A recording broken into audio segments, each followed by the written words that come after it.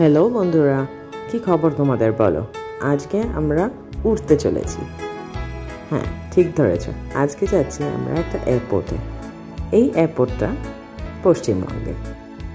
আমাদের start point ছিল আসানসোল। তোমরা ঠিকই ধরেছ, আজকে যাচ্ছি Durgapur airport. Durgapur airport, Andal airport দুটোই বলা যেতে পারে। কাজী নজরুল ইসলাম এয়ারপোর্ট, দুর্গাপুর বা অন্ডাল। হ্যাঁ, আজকে আমরা ফ্লাইট নিচ্ছি এখান থেকে। আমাদের ফ্লাইট যাবে ব্যাঙ্গালোর আর সেখান থেকে গোয়া। দেখতেই পাচ্ছেন এয়ারপোর্ট ছোট। এই কিছুদিন হলো এয়ারপোর্ট কনস্ট্রাক্ট হয়েছে, তাই এয়ারপোর্টের ফ্যাসিলিটিস বা এয়ারপোর্টের আশেপাশের দোকান বা এটিএম প্রয়োজনীয় জিনিসপত্র এখানে পাওয়া একটু মুশকিল। তাই যার যেরকম দরকার পড়বে, যেমন জলের বোতল থেকে শুরু করে খাবার বা ক্যাশ, সেগুলো ক্যারি করাই সুবিধাজনক হবে।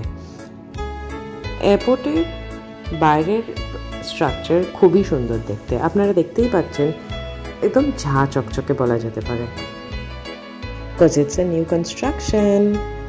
এয়ারপোর্ট মোটামুটি ফাঁকা ফাঁকাই ছিল, খুব একটা ভিড় তো পাইনি আমরা যদিও, কিন্তু সিকিউরিটি যথেষ্ট কড়াকড়ি ছিল।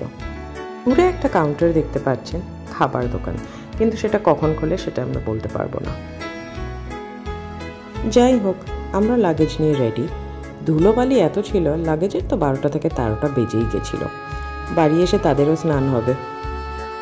শীতকাল বলে ওয়েদার মোটামুটি ভালোই ছিল, বাট দুর্গাপুরে ইট ওয়াজ প্রিটি হট। দুপুরবেলা বলে হয়তো এরকম গরম ছিল।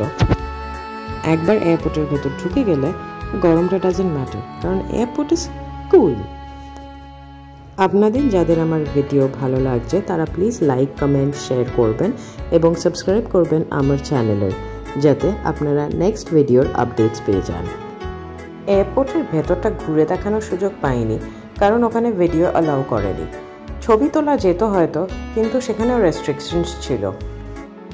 বাট একটা জিনিস মানতেই হবে, ওখানকার কর্মচারীরা খুবই হেল্পফুল।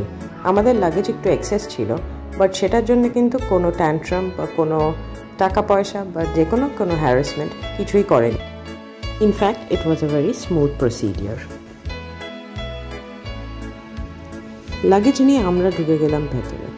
বোর্ডিং পাস, তারপরে সিকিউরিটি চেক, লাগেজ চেকিং তো আছেই। সব ফর্ম্যালিটি শেষ করে আমরা বসে পড়লাম লাউঞ্জে। ছোট্ট একটা লাউঞ্জ। যে যাই বলুক না কেন, আমার ব্যাপারটা কিন্তু বেশ কোজি লাগছিল। সামনে একটা ড্রিঙ্কিং ওয়াটার ফ্যাসিলিটি।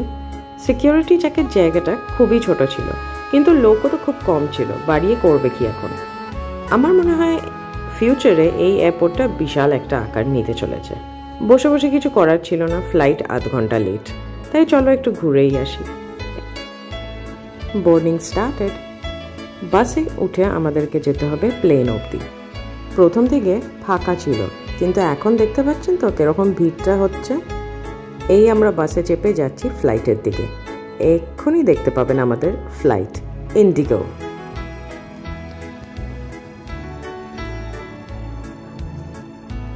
ফ্লাইট কিন্তু ফুল ছিল, তাই ভাববেন না যে দুর্গাপুর এয়ারপোর্ট ছোট্টখাট্ট। ইনফ্যাক্ট এই এয়ারপোর্টটা হওয়াতে অনেকের অনেক সুবিধা হয়েছে। আসানসোল, দুর্গাপুর, অন্ডাল এইসব জায়গা থেকে যখন ফ্লাইট নিতে হয়, তখন আমাদেরকে যেতে হতো Kolkata, which is almost 5 hours journey. সেই অনেকটা সময় কিন্তু বেঁচে যায় সবার। ভিড় বেশ ভালোই হয়েছিল ফ্লাইটে। আস্তে আস্তে সবাই জানতে পারছে এবং ইউজও করছে এই এয়ারপোর্টটা, তাই বেশ ভালো লাগছে। পশ্চিমবঙ্গের একটা নিউ ডেভেলপমেন্ট, খুবই ভালো এটা এবং হেল্পফুল ফর এভরিওয়ান। ফ্লাইটে ছিল 2টো gate, front gate and back gate. আমরা ব্যাক গেট থেকেই উঠেছিলাম, কারণ আমাদের মিডল দিকে সিট ছিল। এখনো পর্যন্ত বাসেই ওয়েটিং। একবার বোর্ডিং হয়ে গেলে ছাড়তে টাইম লাগে না। ইন্টেরিয়রটাও কিন্তু খুব সুন্দর।